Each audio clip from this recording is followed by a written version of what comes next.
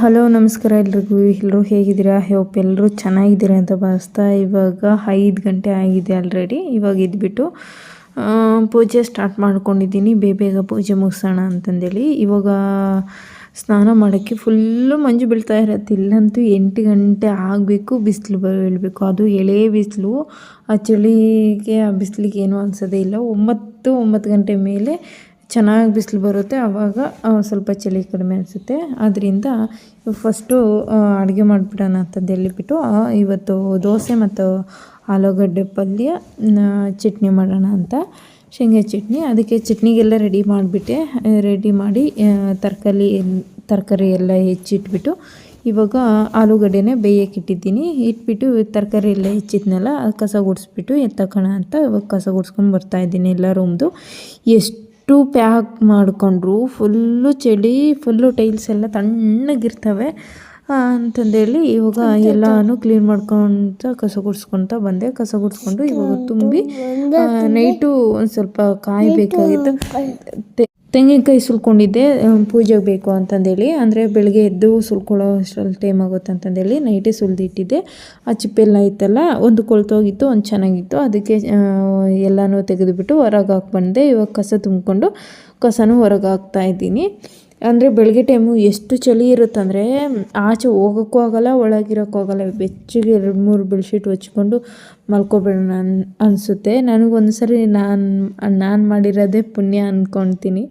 ಮನೇಲಿರೋದು ಈ ಕೆಲ್ಸಕ್ಕೆ ಹೋಗೋರೆಲ್ಲ ಎದ್ಬಿಟ್ಟು ಹೆಂಗಪ್ಪ ಹೋಗ್ತಾರೆ, ಅಷ್ಟೊತ್ತಿಗೆ ಸ್ನಾನ ಮಾಡಿಕೊಂಡು ಮಕ್ಕಳನ್ನೆಲ್ಲ ರೆಡಿ ಮಾಡಿಬಿಟ್ಟು ಟಿಫನೆಲ್ಲ ರೆಡಿ ಮಾಡಿ ಆ ಥರ ಹೋಗ್ತಾರೋ ದೇವ್ರೇ, ನನ್ನದೇ ಪುಣ್ಯ ಅನಿಸುತ್ತೆ. ಒಂದೊಂದು ಸರಿ ಮನೇಲಿರೋ ಬದಲು ಹೊರಗಡೆ ಹೋಗಿ ಕೆಲಸ ಮಾಡಿದರೆ ಸ್ವಲ್ಪ ಸೇವಿಂಗ್ಸ್ ಅಂತ ಆಗುತ್ತಲ್ವಾ ಅಂತ ಒಂದು ಕಡೆ ಅನಿಸುತ್ತೆ. ಸರಿ ಅಂತಂದು ಅದೆಲ್ಲ ಯೋಚನೆ ಮಾಡ್ಕೊತ ಎಲ್ಲ ಆಯಿತು. ಕಸ ಗುಡಿಸಿದ್ದು ಹೊರಗೇನು ಕಸ ಗುಡಿಸ್ಬಿಟ್ಟು ಬಂದೆ. ಇವಾಗ ಅರಿಶಿನ ಮತ್ತು ಉಪ್ಪು ಲಿಕ್ವಿಡ್ ಹಾಕ್ಕೊಂಡು ಮನೆ ಒರೆಸೋಣ ಅಂತಂದು ಅಡುಗೆ ಕೆಲಸನೂ ಮುಗೀತು. ಗ್ಯಾಸ್ ಎಲ್ಲ ಒರೆಸಿದ್ದಾಯಿತು. ಅಡುಗೆ ಕೆಲಸ ಮುಗಿಸ್ಕೊಂಡು ಇವಾಗ ನೆಲ ಒರೆಸ್ತಾ ಇದ್ದೀನಿ. ಅಂದರೆ ದೋಸೆ ಹಾಕಬೇಕು, ಆಲೂಗಡ್ಡೆನೂ ಬೇಯಿಸಿಟ್ಟಿದ್ದೀನಿ, ತರಕಾರಿನೂ ಕಟ್ ಮಾಡಿಟ್ಟಿದ್ದೀನಿ, ಮತ್ತು ಚಟ್ನಿಗೂ ರೆಡಿ ಮಾಡಿ ಜಾರಲ್ಲಿ ಹಾಕಿಟ್ಟಿದ್ದೀನಿ. ಮಿಕ್ಸಿ ಆನ್ ಮಾಡ್ಕೊಳೋದು, ಈ ಕಡೆ ದೋಸೆ ಇಕ್ಕೊಳ್ಳೋದು, ಆ ಕಡೆ ಪಲ್ಯಕ್ಕೆ ಒಗ್ಗರಣೆ ಹಾಕೋದು, ಅಷ್ಟು ಮಾತ್ರ ಇಟ್ಕೊಂಡು ನೆಲ ಮಿಕ್ಕಿದ ಕೆಲಸ ಮುಗಿಸಿ ಇವಾಗ ಆಲ್ರೆಡಿ 6 ಗಂಟೆ ಆಯಿತು. ಅದಕ್ಕೆ ನೆಲ ಒರೆಸ್ಕೊಂಡು ಬರ್ತಾಯಿದ್ದೀನಿ. ನೆಲ ಒರೆಸ್ಬಿಟ್ಟು ನಾನು ರೆಡಿ ಆಗಬೇಕು. ಇವಾಗ ರೆಡಿಯಾಗಿ ಬಂದೆ. ಮಕ್ಕಳು ಎದ್ದಿದ್ರು, ಅವ್ರಿಗೂ ಸ್ನಾನ ಮಾಡಿಸ್ಬಿಟ್ಟು ಕೂರಿಸ್ಬಿಟ್ಟಿದ್ದೀನಿ ಶಟರ್ ಹಾಕಿಬಿಟ್ಟು. ಇವಾಗ ನನಗೂ ಫುಲ್ಲು ಚಳಿ ಇತ್ತು, ಮತ್ತು ಬಿಸಿಲೇ ಇಲ್ಲ ಇವತ್ತು. 8 ಗಂಟೆ ಆದರೂ 7:15 ಆಯಿತು ಸ್ನಾನ ಮಾಡಿಸಿ ಬರೋಷ್ಟರಲ್ಲಿ. ಇವಾಗ 8 ಗಂಟೆಯಿಂದ ಸ್ಟಾರ್ಟ್ ಮಾಡ್ಕೊಂಡಿದ್ದೀನಿ ದೇವ್ರ ಕೆಲಸಗಳು. ಅಂದರೆ ದೇವ್ರ ಫೋಟೋ ಆಗಲಿ ಮತ್ತು ಕ್ಲೀನಿಂಗ್ ಆಗಲಿ ಇಟ್ಕೊಂಡಿರಲಿಲ್ಲ. ಅದಕ್ಕೆ ಇವತ್ತೆಲ್ಲ ತೆಗೆದುಬಿಟ್ಟು ಎಲ್ಲ ಕ್ಲೀನ್ ಮಾಡಿ ಎಲ್ಲ ಇಟ್ಕೊಂಡಿದ್ದೀನಿ. ಪೇಪರೆಲ್ಲ ಕ್ಲೀನ್ ಮಾಡಿ ಇಟ್ಕೊಂಡಿದ್ದೀನಿ. ಇವಾಗ ಫೋಟೋ ಒರೆಸಿದ್ನಲ್ಲ, ಫೋಟೋಗೆ ಅರಿಶಿನ ಕುಂಕುಮ ಇಡ್ತಾಯಿದ್ದೀನಿ. ಅರಿಶಿನ ಕುಂಕುಮ ಇಟ್ಕೊಂಡು ಹಂಗೆ ಇವ್ರಿಗೂ ಪೂಜೆಗೂ ಜೋಡಿಸ್ಕೋಬೇಕು. ಆದ್ದರಿಂದ ಇವಾಗ ನೋಡಿ ನಾನು ಏನು ಕೆಲಸ ಮಾಡ್ತೀನಿ, ಇವರಿಬ್ಬರು ಆಲ್ರೆಡಿ ಎದ್ದಿದ್ದಾರಲ್ವ, ಇವ್ರಿಗೂ ಸ್ನಾನ ಮಾಡಿಸಿ ರೆಡಿ ಮಾಡಿಸಿ ನಿಲ್ಲಿಸಿದ್ದೀನಿ. ಇವರು ಬಂದು ನಾನು ಏನೇನು ಮಾಡ್ತೀನೋ ಅವರು ಅದನ್ನೇ ಮಾಡಬೇಕು, ನಾನು ಏನು ಕೆಲಸ ಮಾಡ್ತೀನೋ ಅವರು ಮಾಡಬೇಕು. ಇವ್ರು ಮಲ್ಕೊಂಡಿರುವಾಗೆ ಪೂಜೆ ಮುಗಿಸಿದರೆ ಚೆನ್ನಾಗಿ ಏನು ಮಾಡೋಕ್ಕಾಗಲ್ಲ. ಇವಾಗ ಅಕ್ಕಿ ತಂದಿಟ್ಟಿದ್ದೀನಿ, ಅದಕ್ಕೆ ಓಂ ಶ್ರೀ ಅಂತ ಬರೆದ್ಬಿಟ್ಟು ಅರಿಶಿನ ಕುಂಕುಮ ಇಟ್ಟಿದ್ದೀನಿ ಪೀಠದ ಮೇಲೆ. ಇವಾಗ ಕಳಶ ಇಟ್ಬಿಟ್ಟು ಕಳಶದಲ್ಲಿ ಅರಿಶಿನ ಕುಂಕುಮ ಹಾಕಬೇಕು. ಅರಿಶಿನ ಕುಂಕುಮ ಹಾಕಿ 1 ರೂಪೀಸ್ ಕಾಯಿನ ಹಾಕ್ಬಿಟ್ಟು ಇದಕ್ಕೆ ಏನೇನೋ ಬೀಜಗಳು ಬರ್ತವೆ ಅವೆಲ್ಲ ಹಾಕ್ತಾರೆ. ನನ್ನ ಹತ್ರ ಯಾವ ಬೀಜನೂ ಇಲ್ಲ, ಏನೂ ಆಗೋಲ್ಲ. 1 ರೂಪೀಸ್ ಕಾಯಿನ ಹಾಕ್ಬಿಟ್ಟು ವೀಳ್ಯದೆಲ್ಲ ಇಡ್ತಾಯಿದ್ದೀನಿ. 9, 5 ಯಾವ ಥರ ಆದರೂ ಇಟ್ಕೋಬೋದು. ಇನ್ನೊಂದು ನಾನು ಮೊದಲು 3 ಇಡ್ತಾಯಿದ್ದೆ ವೀಳ್ಯದೆಲ್ಲನೇ. ಯಾರೋ ಒಬ್ಬರು 3 ಇಡಬಾರ್ದು ಅಂದರು, ಅದಕ್ಕೆ 5 ಇಟ್ಕೊತಾ ಇದ್ದೀನಿ. ಇವಾಗ ಕಳಶದ ಕಾಯಿನೂ ತೊಳೆದ್ಬಿಟ್ಟು, ಇದು ವರ್ಷಕ್ಕೊಂದ್ಸರಿ ಮಾತ್ರ ಚೇಂಜ್ ಮಾಡ್ತೀನಿ ಕಳಶದ ಕಾಯಿನ. ಅಕಸ್ಮಾತ್ ಕೆಟ್ಟೋಗಿದ್ರೆ ಏನನ್ನಾದರೆ ಮಾತ್ರ ಚೇಂಜ್ ಮಾಡ್ತೀನಿ, ಆದಷ್ಟು ಕೆಟ್ಟೋಗಲ್ಲ. ವರ್ಷಕ್ಕೊಂದೇ ಸರಿ ಚೇಂಜ್ ಮಾಡ್ಕೊತೀನಿ. ಇವಾಗ ಅಂದರೆ ಇದು ಕಳಶ ಇಟ್ಬಿಟ್ಟು ಈ ವರ್ಷ ವರಮಹಾಲಕ್ಷ್ಮಿ ಹಬ್ಬಕ್ಕೆ ಇಟ್ಟಿದ್ದೀನಿ. ನೆಕ್ಸ್ಟ್ ವರಮಹಾಲಕ್ಷ್ಮಿಗೆ ಹಬ್ಬಕ್ಕೆ ಚೇಂಜ್ ಮಾಡ್ಕೊತೀನಿ. ಕಾಯಿ ಎಲೆ ಮಾತ್ರ ಅವಾಗ ಚೇಂಜ್ ಮಾಡಿ ಇಡ್ತಾಯಿರ್ತೀನಿ. ಕಾಯಿ ಮಾತ್ರ ವರ್ಷಕ್ಕೊಂದ್ಸರಿ ಚೇಂಜ್ ಮಾಡ್ಕೊತೀನಿ. ಅದು ಮೊಳಕೆ ಬರಲಿ ಅಂತ ಅಷ್ಟೇ, ಇನ್ನೇನಿಲ್ಲ. ಹಂಗೆ ಮಾಡಿದರೆ ಮೊಳಕೆ ಬರುತ್ತಂತೆ ಕಾಯಿ, ಕಳಶದ ಕಾಯಿ ಈ ಥರ ಮಾಡಿದರೆ ಮೊಳಕೆ ಬರುತ್ತೆ. ಟ್ರೈ ಮಾಡೋಣ ಅಂತ ನಾನು ಇಡ್ತಾಯಿದ್ದೀನಿ. ಅಂದರೆ ಹೂವು ಬಂದಿತ್ತು ತುಂಬ. ಹೋದ ವರ್ಷ ಈ ವರ್ಷ ಹೊಡೆದಿದ್ನಲ್ಲ, ತುಂಬ ಹೂವು ಬಂದಿತ್ತು. ಇನ್ನು 2 ದಿನ ಬಿಟ್ಟಿದ್ರೆ, ಇನ್ನು 1 ತಿಂಗಳು ಬಿಟ್ಟಿದ್ರು ಮೊಳಕೆ ಬರೋದೇನೋ. ಅದು ಹೂವಿದ ಮೇಲೆ ಸ್ವಲ್ಪ ಮೊಳಕೆ ಹೊರಟಿತ್ತು. ಸರಿ ಅಂತ ನಾನೇ ಅವಸರ ಮಾಡಿ ಹೊಡೆದ್ನೇನೋ ಅನಿಸ್ಬಿಡ್ತು. ಅಂದರೆ ಮನೆ ಚೇಂಜ್ ಮಾಡಿದ್ನಲ್ಲ, ಅದಕ್ಕೆ ಹೊಡೆದೆ ನಾನು. ಸರಿ ಅಂತಂದು ಹೇಳ್ಬಿಟ್ಟು ಇವಾಗ ಫೋಟೋಗೆಲ್ಲ ಅರಿಶಿನ ಕುಂಕುಮ ಎಲ್ಲ ಇಟ್ಟಿದ್ದಾಯಿತು. ಇವಾಗ ಕಳಶಗೂ ಅರಿಶಿನ ಕುಂಕುಮ ಇಟ್ಟು ಅರಿಶಿನ ಕುಂಕುಮ ಎಲ್ಲ ಪ್ರೋಕ್ಷಣೆ ಮಾಡಿ ಇವಾಗ ಹೂವು ಇಟ್ಕೊತಾ ಇದ್ದೀನಿ. ಇವರು ತರಲೆ ಮಾಡ್ತಾಯಿದ್ರು. ನಾನು ಇನ್ನೂ ರೆಡಿ ಆಗಬೇಕು, ಏನು ಮುಖಕ್ಕೇನೂ ಹಚ್ಕೊಂಡಿಲ್ಲ. ಫಸ್ಟು ದೇವ್ರ ಮನೆ ಎಲ್ಲ ಕ್ಲೀನ್ ಮಾಡ್ಕೊಂಡು ರೆಡಿ ಮಾಡಿಬಿಟ್ಟು ನಾನು ಹೋಗಿ ಒಂದು ಫೇರ್ ಆ್ಯಂಡ್ ಲವ್ಲಿ ಹಾಕ್ಕೊಂಡು ಆಮೇಲೆ ಬರ್ತೀನಿ. ಅದರಿಂದ ಇವಾಗ ಫಸ್ಟು ದೇವ್ರ ಮನೆ ಕ್ಲೀನ್ ಮಾಡಿಕೊಂಡೆ ನಾನು ಆಮೇಲೆ ಹೋಗೋದು. ಇವಾಗ ದೇವ್ರ ಮನೆಗೆ ಏನೇನು ಬೇಕೋ ಹಣ್ಣುಗಳಿತ್ತು, ಬಾಳೆಹಣ್ಣು, ಅದಕ್ಕೆ ಅದನ್ನೇ ಇಟ್ಕೊಂಡೆ. ಕಾಯಿ ಬೇಕಾಗಿತ್ತು, ಅದು ಕಾಯಿ ನೈಟೇ ಸುಲಿದಿಟ್ಟಿದ್ನಲ್ಲ. ಇವಾಗ ಪೂಜೆ ಮಾಡೋಕ್ಕೆ ದೀಪ ಹಚ್ಚುತ್ತಾ ಇದ್ದೀನಿ. ಇಬ್ಬರು ನಾನು ಏನು ಪೂಜೆ ಮಾಡ್ತಾಯಿರ್ತೀನಿ, ನಾನು ಏನು ಮಾಡ್ತಾಯಿರ್ತೀನೋ ಅವರು ಅದನ್ನೇ ಮಾಡಬೇಕು. ನಾನು ಆರತಿ ಮಾಡಿದರೆ ಆರತಿ ಮಾಡಬೇಕಂತಾರೆ, ಅದು ಗಂಟೆ ತಗೊಂಡ್ರೆ ನಾನು ಗಂಟೆ ತಗೋಬೇಕು. ಏನು ಪೂಜೆ ಮಾಡ್ತೀನೋ ಅವರು ಅದನ್ನೇ ಮಾಡಬೇಕು.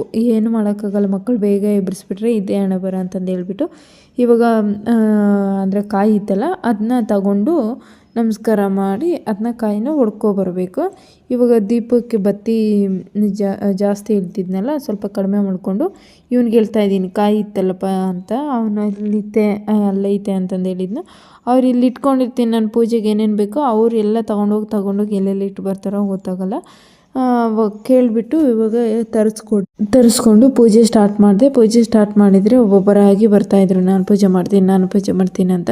ಅಂದರೆ ಇವ್ರಿಗೂ ನಾನು ಅವ್ರು ಎದ್ದೊತ್ತಿಗೆ ಪೂಜೆ ಮಾಡಿಕೊಂಡ್ರೆ ಸುಮ್ಮನೆ ಇರ್ತಾರೆ, ಇಲ್ಲ ಅವ್ರು ಎದ್ಮೇಲೆ ಪೂಜೆ ಮಾಡಿಕೊಂಡ್ರೆ ಇದೇ ಥರ ನಾನು ಕೆಲಸ ಕೊಡೋದು. ಇವಾಗ ಕಾಯಿ ತಗೊಬಂದು ಹೊಡೆದು ಅದಕ್ಕೂ ಅರಿಶಿನ ಕುಂಕುಮ ಇಟ್ಬಿಟ್ಟು ಇವಾಗ ಪೂಜೆ ಮಾಡ್ಕೊತಾ ಇದ್ದೀನಿ. ಈ ಥರ ಇತ್ತು ಇವತ್ತಿನ ಅಲಂಕಾರ, ಚೆನ್ನಾಗಿದೆ ಅಂತಂದು ಅನ್ನಿಸ್ತು.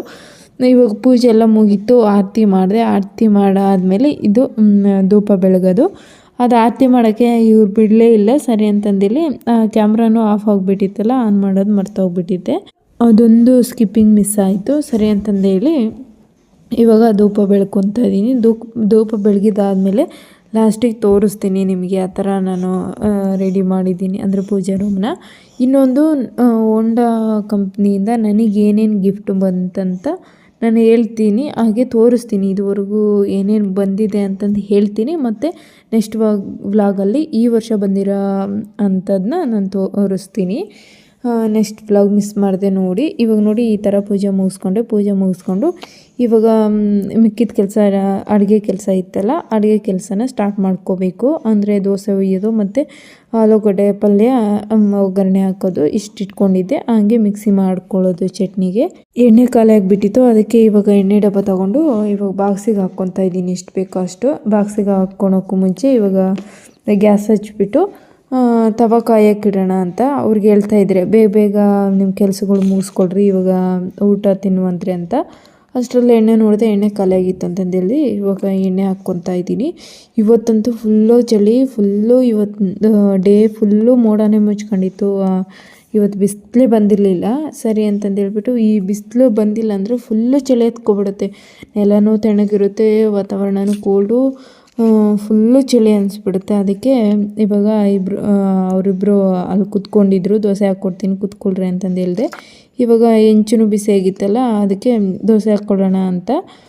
ಪಲ್ಯ ಅಂತ ಕೇಳ್ತಾ ಇದ್ದೀರಾ, ಪಲ್ಯ ಆಗೋಯ್ತು, ಪಲ್ಯ ಮಾಡಿಕೊಂಡೆ. ಪಲ್ಯ ಆದಮೇಲೆ ಇವಾಗ ದೋಸೆ ಹುಯ್ಕೊಂತ ಇರೋದು. ದೋಸೆ ಹುಯ್ಕೊಂಡು ಅವ್ರಿಗೆ ಇಟ್ಕೊಡ್ಬೇಕು. ಇಬ್ಬರು ಕೂತ್ಕೊಂಡಿದ್ರು. ಸರಿ ಅಂತಂದು ಹೇಳ್ತಾ ಈ ಕಡೆ ದೋಸೆ ಹಾಕ್ಕೊತ ಆ ಕಡೆ ಅವನು ಫ್ರೂಟ್ಸ್ ಬೇಕಲ್ವಾ, ಅಂದರೆ ಸ್ನ್ಯಾಕ್ಸಿಗೆ ಅದನ್ನೂ ರೆಡಿ ಮಾಡಿಕೊಂಡು ಇವಾಗ ರೆಡಿ ಆಗ್ತಾ ಇದ್ದೀನಿ. ಯಪ್ಪ, ಇವರು ಈ ಚಳಿಲಿ ನಾವು ಕೆಲಸ ಮಾಡೋದೇ ಕಷ್ಟ, ಇವ್ರನ್ನೂ ರೆಡಿ ಮಾಡಿ ನಾವು ರೆಡಿ ಆಗಬೇಕಂದ್ರೆ ತುಂಬಾ ಕಷ್ಟ ಅನಿಸ್ಬಿಡುತ್ತೆ. ಇನ್ನೊಂದೇನಪ್ಪ ಅಂದರೆ ಈ ಕಂಪ್ನಿ ಫಂಕ್ಷನ್ಗೆ ಹೋಗ್ಬಿಟ್ಟು ನನಗಂತೂ ಫುಲ್ ಹೊಟ್ಟೆ ನೋವು ಸ್ಟಾರ್ಟ್ ಆಗಿಬಿಟ್ಟಿದೆ.